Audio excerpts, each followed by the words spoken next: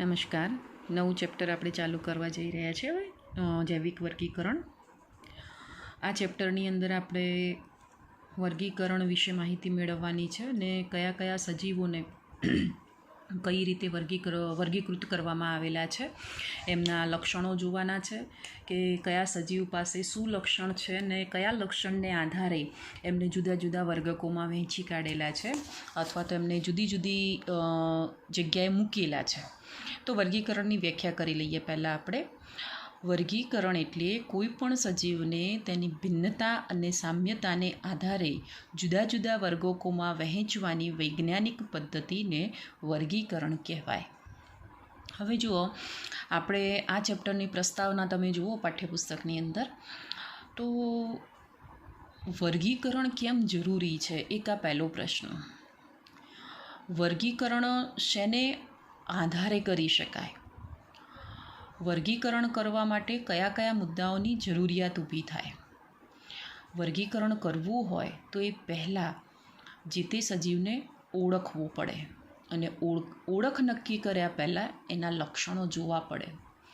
એટલે જોવા જઈએ તો પહેલાં દરેક સજીવના લક્ષણો જોવા પડે. આપણે લક્ષણોને જોઈને પછી એને જે તે સમુદાયને અનુસરીને એને વર્ગકોમાં વહેંચવો પડે અને પછી આપણે એનો અભ્યાસ સરળ થઈ શકતો હોય છે.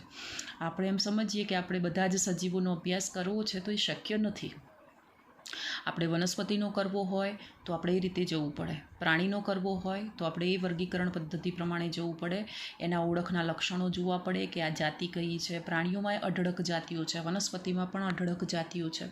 તો આપણે એ જાતિ પ્રમાણે અને એ જાતિ પ્રમાણે એનું વર્ગીકરણ થાય છે કે નહીં, એના લક્ષણો પ્રમાણે એનું વર્ગીકરણ થાય છે કે નહીં, એ આપણે સમજવું પડે. તો જુઓ, પુસ્તકમાં લખ્યું છે એ પ્રમાણે કે આપણી સંસ્કૃતિનો પ્રારંભ થયો ત્યારથી સજીવ સૃષ્ટિને વર્ગીકૃત કરવાના ઘણા પ્રયત્નો થયેલા છે. અને આ વર્ગીકરણ શરૂઆતમાં હતું એટલે વૈજ્ઞાનિક ધોરણોને આધારે નહોતું થયું, પરંતુ પ્રાકૃતિક પ્રેરણાને આધારે થયેલું હતું. પ્રાકૃતિક એટલે ખોરાક છે, આશ્રય છે અને પહેરવેશ તરીકેની આવશ્યકતાને આધારે સર્જાયેલું છે. એરિસ્ટોટલ માટે વધુ વૈજ્ઞાનિક ધોરણે પ્રયત્ન કરવા માટે ઘણા વહેલા હતા. એટલે જુઓ, વર્ગીકરણની શરૂઆત કરનારો સૌ પહેલો એરિસ્ટોટલ હતો. એક ગ્રીક પ્રકૃતિવિદ હતો એરિસ્ટોટલે.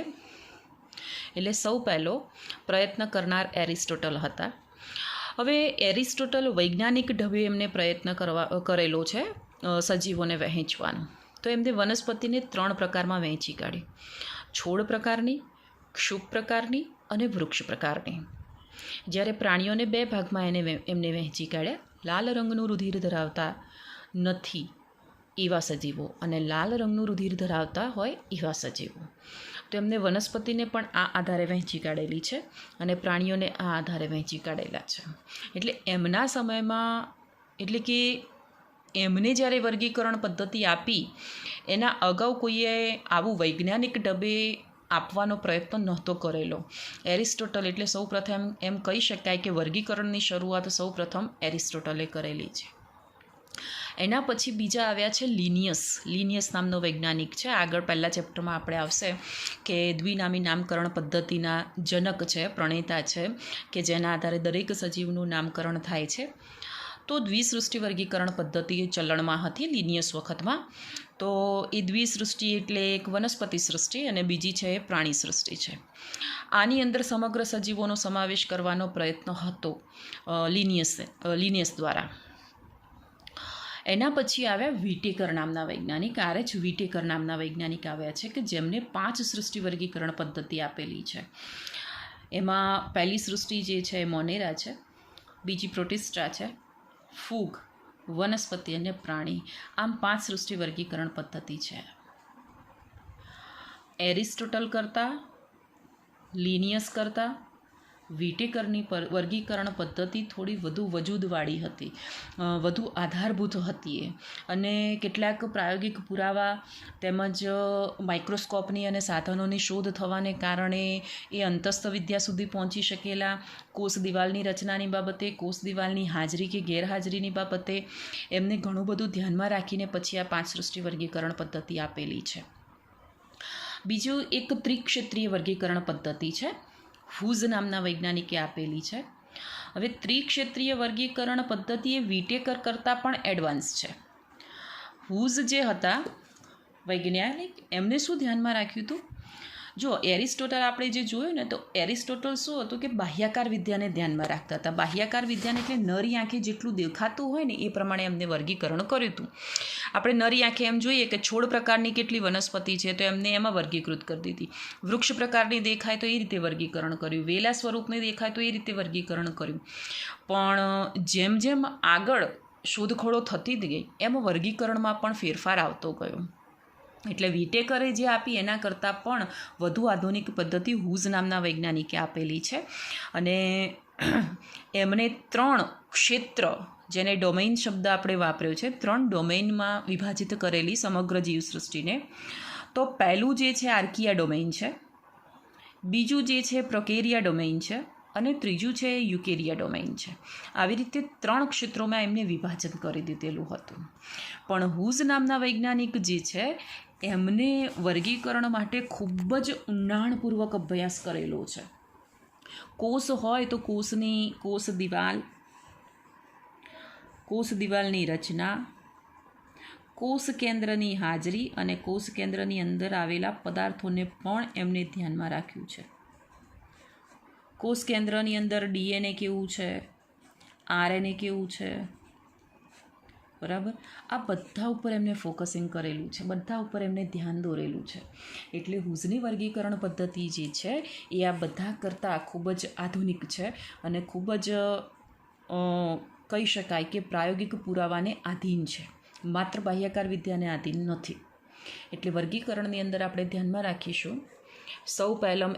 સૌથી પ્રથમ પ્રયત્ન કરેલો છે એરિસ્ટોટલે, એના પછી પ્રયત્ન કરેલો છે લિનિયસે, એના પછી વિટેકર નામના વૈજ્ઞાનિક આવ્યા, અને પછી ત્રિક્ષેત્રીય વર્ગીકરણ પદ્ધતિ આવી. મેં તમને એક વર્ગીકરણ પદ્ધતિ અગાઉ લખાવી હતી, આઇકલર નામના વર્ગીકરણવિદે આપેલી છે.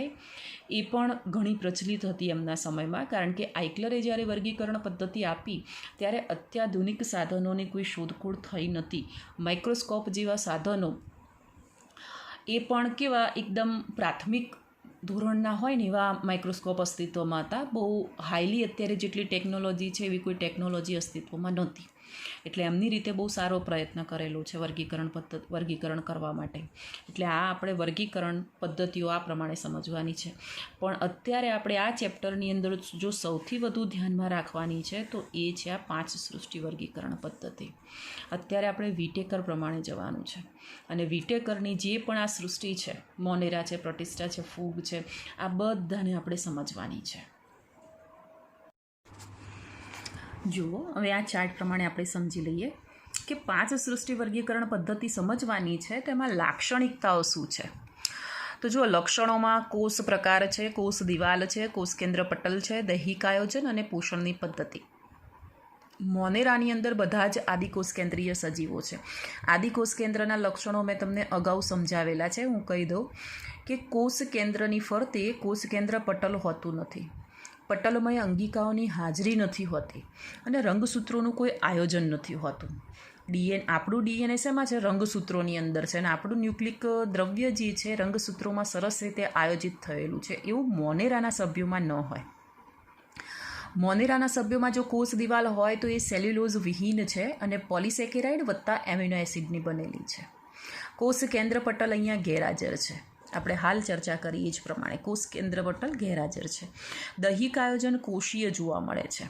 પોષણ પદ્ધતિ તમે જુઓ તો સ્વયંપોષી છે. સ્વયંપોષીની અંદર 2 પ્રકાર પડશે, રસાયણ સંશ્લેષી અને પ્રકાશ સંશ્લેષી. હવે જુઓ, સ્વયંપોષીની અંદર રસાયણ સંશ્લેષી એટલે શું?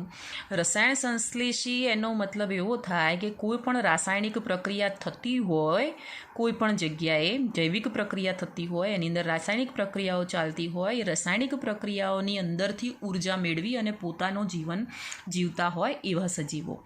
પ્રકાશ સંશ્લેષી એટલે એમની પાસે પ્રકાશ સંશ્લેષણ કરવા માટે હરિતકણની હાજરી હોય. અને છેલ્લો પ્રકાર છે વિષમપોષી. વિષમપોષીની અંદર 2 પ્રકારો આપેલા છે, મૃતોપજીવી અને પરોપજીવી. મૃતોપજીવી હોવું એટલે શું? તો સડતા કાર્બનિક પદાર્થ ઉપર આધાર રાખે, મૃતદેહ ઉપર આધાર રાખે પોતાના જીવન જીવવાનો. પરોપજીવી એટલે કોઈ પણ સજીવના અંદર અથવા તો સજીવની બહારની સપાટી પર રહીને જીવન જીવવું. બરાબર. આપણા શરીરની અંદર પેટની અંદર કરમિયા પડે છે તો એ અંત પરોપજીવી કહેવાય, અને જૂ અને લીખ જે માથામાં પડે છે એ બાહ્ય પરોપજીવી કહેવાય. એટલે યજમાન સાથે એ જીવતું હોય પણ યજમાનના ભોગે જીવતું હોય પરોપજીવી કહેવાય. અને મૃતોપજીવી એટલે સડતો કાર્બનિક પદાર્થ હોય, એનો યજમાન હંમેશા મૃત જ હોય, મૃત પેશીઓ ઉપર જ નભતું હોય જે તે સજીવ. બીજું છે પ્રોટિસ્ટા. પ્રોટિસ્ટાની અંદર જુઓ સુકોષ કેન્દ્રીય છે, કોષ દિવાલ કેટલાકમાં હાજર છે, કોષ કેન્દ્ર પટલ હાજર જ જોવા મળશે કારણ કે સુકોષ કેન્દ્રીય સૃષ્ટિમાં આવી જાય છે. દૈહિક આયોજન કોષીય છે, સ્વયંપોષી અને પ્રકાશ સંશ્લેષી અને વિષમપોષી છે. અહીંયા મૃતોપજીવી પોષણ પદ્ધતિ નથી. ફૂગ તો સુકોષ કેન્દ્રીય જોવા મળશે, કોષ દિવાલ હાજર છે અને સેલ્યુલોઝ વિહીન છે. કાઇટિનની બનેલી કોષ દિવાલ છે. બરાબર. અહીં તમે લખી શકો કાઇટિન નામનો પદાર્થ છે અથવા તો ફંગલ સેલ્યુલોઝ છે. કોષ કેન્દ્ર પટલ પણ હાજર જોવા મળશે. દૈહિક આયોજન બહુકોષીય છે. અહીંયા જુઓ એક કોષીય જ સૃષ્ટિ છે. આ બંને મોનેરા અને પ્રોટિસ્ટા બંને એક કોષીય સૃષ્ટિ છે, એટલે એક કોષીય સજીવોનો સમાવેશ છે. અહીંયાથી બહુકોષીય સૃષ્ટિ ચાલુ થાય છે. આ બંને એક કોષીય ખરા, પણ આ આદિકોષ કેન્દ્રીય બધા એક કોષીય, અને આ સુકોષ કેન્દ્રીય છે બધા એક કોષીય. બરાબર. કોષ કેન્દ્ર સુવિકસિત હોય છે. આમનું કોષ કેન્દ્ર સુવિકસિત હોતું નથી, પણ એક કોષી સજીવો છે આ બંનેમાં. બરાબર. આ બહુકોષીય શિથિલ પેશીઓ ધરાવતી છે. આમની પોષણ પદ્ધતિ હંમેશા વિષમપોષી હોય. ફૂગ ક્યારેય સ્વયંપોષી ના હોઈ શકે. બરાબર. એ સડતા કાર્બનિક પદાર્થમાં નભતી હોય અથવા તો બીજા કોઈ સજીવની અંદર રહીને પરોપજીવન ગુજારતી હોય. એવા સભ્યો જોવા મળે. વનસ્પતિ સૃષ્ટિ સુકોષ કેન્દ્રીય છે, કોષ દિવાલ હાજર છે અને સેલ્યુલોઝની બનેલી છે. કોષ કેન્દ્ર પટલ પણ હાજર છે કારણ કે સુકોષ કેન્દ્રી છે. પેશી તથા અંગની રચના જોવા મળે છે કારણ કે બહુકોષીય છે અને હંમેશા પ્રકાશ સંશ્લેષી છે. અપવાદ આવશે આની અંદર. બરાબર. અપવાદ આવશે, બધાની પાસે નથી. અમરવેલ તમે કદાચ જોઈ હોય, પીળા રંગની જોવા મળે છે. બરાબર. એ અપવાદ છે. પ્રાણી સૃષ્ટિ તો સુકોષ કેન્દ્રીય છે, પછી કોષ દિવાલ નહીં હોય. પ્રાણી કોષમાં કોષ દિવાલની ગેરહાજરી હોય છે. બરાબર. કોષ કેન્દ્ર પટલ હાજર છે, પેશી અંગો અંગતંત્રની હાજરી છે, અને હંમેશા વિષમપોષી હોલોઝોઇક એટલે પ્રાણી સંપોષણ પદ્ધતિ. જો પ્રાણી સંપોષણ પદ્ધતિ એટલે શું? ભક્ષક અને ભક્ષ્ય પ્રકારની જે પ્રવૃત્તિ હોય ને કે કોઈને ખાઈ જવું, એને હોલોઝોઇક કહેવાય, અથવા તો પ્રાણીસમ અથવા તો મૃતોપજીવી. તો વિટેકરે જે આ સૃષ્ટિ આપી એના લક્ષણો છે. બરાબર. કે મોનેરાના સભ્યોમાં આ એના લક્ષણો છે. આવા લક્ષણો જે ધરાવતા હોય ને એ બધા જ સજીવોને મોનેરામાં મૂકવાના. આવા લક્ષણો ધરાવતા હોય બધાને પ્રોટિસ્ટામાં મૂકવાના. આ લક્ષણો ધરાવતા હોય બધા ફૂગમાં આવશે. આ લક્ષણો જોવા મળે વનસ્પતિ સૃષ્ટિમાં આવશે, અને આ લક્ષણો હોય તે પ્રાણી સૃષ્ટિમાં આવશે. 5 સૃષ્ટિ વર્ગીકરણમાં જુઓ, આજે આખો જે ચાર્ટ લખેલો છે મેં, આ ચાર્ટ પ્રમાણે વર્ગીકરણ સમજવાનું છે. બરાબર. મોનેરાની અંદર આર્કી બેક્ટેરિયા અને યુ બેક્ટેરિયાને સમજવાના છે ઉદાહરણ સહિત. પ્રોટિસ્ટાની અંદર ક્રાઇસોફાઇટ્સ, ડાયનોફ્લેજેલેટ્સ, યુગ્લિનોઇડ્સ, સ્લાઇમ મોલ્સ અને પ્રજીવો. ફૂગની અંદર ફાઇકોમાઇસેટિસ, આસ્કોમાઇસેટિસ, બેસિડિયોમાઇસેટિસ, ડ્યુટેરોમાઇસેટિસ. વનસ્પતિના લક્ષણો અને પ્રાણીના લક્ષણો. આ બંને ચેપ્ટર આપણે પૂર્ણ કર્યા છે, વનસ્પતિ વર્ગીકરણ અને પ્રાણી વર્ગીકરણ. એટલે અત્યારે સૌથી વધારે ફોકસિંગ આપણે આ 3 સૃષ્ટિ ઉપર કરવાનું છે, અને આ વર્ગીકરણ પ્રમાણે આપણે ચાલવાનું છે. એટલે આર્કી બેક્ટેરિયાની અંદર પણ હજુ આગળ વિભાજન પડશે, યુ બેક્ટેરિયાની અંદર પણ વિભાજન પડશે અને એના લક્ષણો આવશે. તો એ રીતે આપણે સમજવાનું છે.